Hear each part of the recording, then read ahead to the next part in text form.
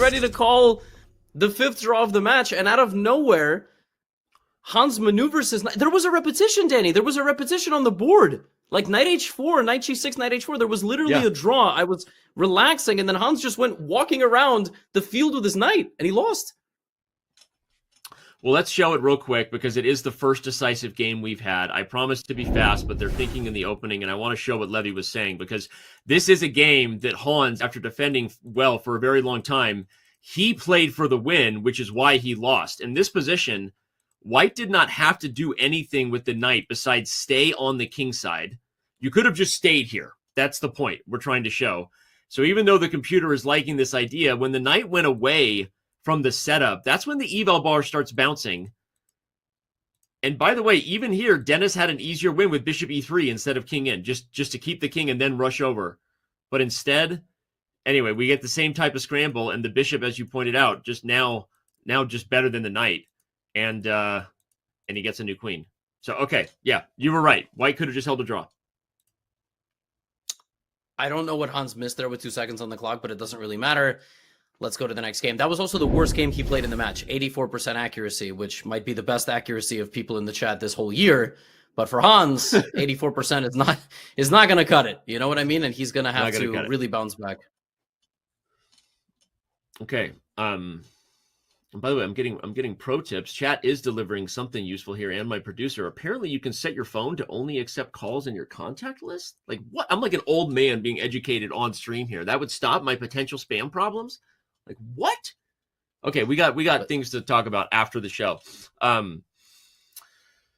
Denis Lazavik strikes first with a 1-game lead and 17.5 minutes to play, Levy. And I think we're going to have a thriller today, no matter what. And I love his position. This is, I think, an evolution we are seeing of Denis Lazavik's chess. He played another c4, and then in this symmetrical structure, he is going for a kingside attack. This is Magnesian. Magnus has kind of messed around in different close Sicilians and symmetrical structures like this. It's just starting like a phantom attack. I mean, it comes out of nowhere. And this is not how Lazavik plays chess normally. But if he can manage this type of style, he's going to be top 20, top 30 in the world easily. Mm-hmm. Oh, I mean, maybe more. People forget just how young he is. I saw some comments earlier. I mean, he does. He looks like he's 16. He's not that much older than that, believe it or not. Again, a player who kind of grew up in the online circles. I remember he won his first title Tuesday, by the way, as a FIDE master. Not many people have done that. Fun little factoid about Denis Lazavik. He won his first title Tuesday as an FM. And yes, the cheating accusations were rampant and they were false. And Denis Lazavik has been impressing people for a very long time. We've known him since he was young. But yeah, you're right, Levy. This is the kind of aggressive play that doesn't normally get associated with his ultra solid openings. I love White's attacking chances here. Okay, he goes knight e4, knight d5 was also possible. Here comes the pawns. Oh wow. Wow. D5 is wild. That is a tilted Hans Niemann move. You couldn't take with the queen because White had a fork, not a fork, a discovered attack. Yep. But, oh, Danny, I mean, this is, if Lazavik just plays G5, he is crushing. The computer had it recommended. Sorry, I orange arrowed over the blue arrow, but the computer was suggesting, here, I'll get it back for everybody. There you go. That's the computer suggestion. G5, and it's pretty obvious why. You're playing F6, and you are putting that bishop in prison on H8, and your attack continues. So you kind of get your cake and eat it too there. And here he goes. He plays G5, Levy, and he's also up more than a minute on the clock. So time for the Hans Niemann train to get back on the tracks and see if he can hold this game. Pawn takes F5. I mean, I was thinking actually the idea might be knight G3 because I never know if I want to put my rook in such a square where it's congested, but you're also threatening to take on E5. I don't know the exact line, like pawn takes F5, rook F5, knight D3. Maybe there's a line you can sacrifice the bishop on B2. Like maybe you can go knight F6 check or something, or queen H5. Like, of course, bishop C3 is very good, but I'm immediately looking to sack material. Like, it just feels like the knight going to B2 is such a loss of time.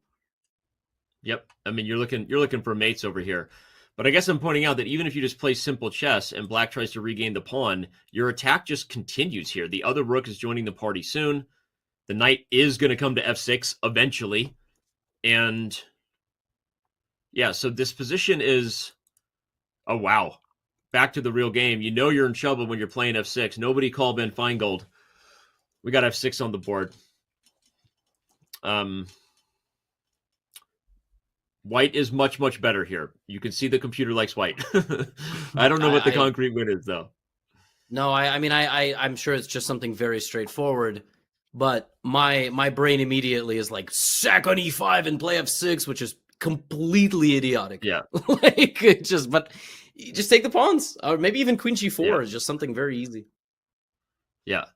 You're right. I think if you just start taking all the pawns and blow up in the position, let's not forget, by the way, white is actually currently up a pawn. I know that there's a pawn on d5 that is kind of hanging, but it hasn't been taken yet. So if you just take everything here, there's even weird moves like d6. To your point, the queen is coming into the king side at some point. Denis using his time here for all the observers in chat who are trying to improve their chess.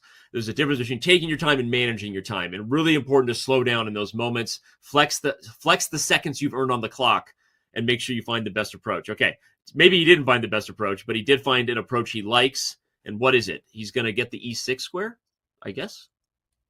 Okay. Yeah, I guess if bishop f7, he's just going to maybe take it and put another knight on g5. And I mean, also, visually, white looks completely winning. I think maybe you have to go. I don't know. I was gonna suggest knight d3, but there's pawn takes d5 and queen c2, and you just lose. So it just. Oh yeah, that's actually really. I'm just gonna quickly show that. We don't need the board, but I just want to show Levy's idea. This is actually very nice. The knight is trapped, and the g6 pawn falls as well. So that's actually fascinating.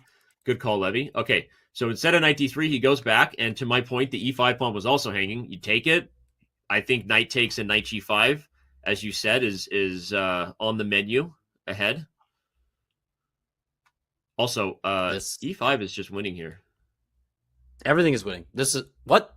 That's hanging a piece. Bishop f6, rook f6. What? Rook f6. Oh, rook f6. Yeah. I love it. Rook f6. Yes. Okay. This is or something.